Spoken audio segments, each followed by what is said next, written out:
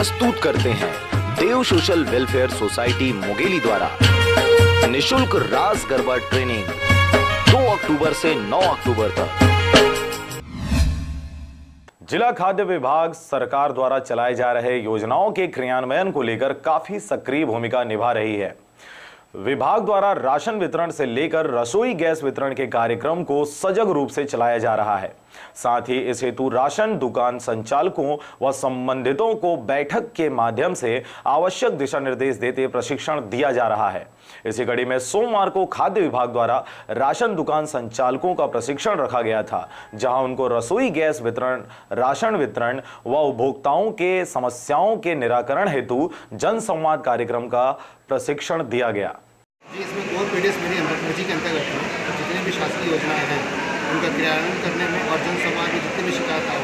उनका निराकरण करने के लिए और आधार प्रवर्तन के आधार पर मार्फो मशीन से विक्रय सौदों की एंट्री करने के विषय में ही ये मीटिंग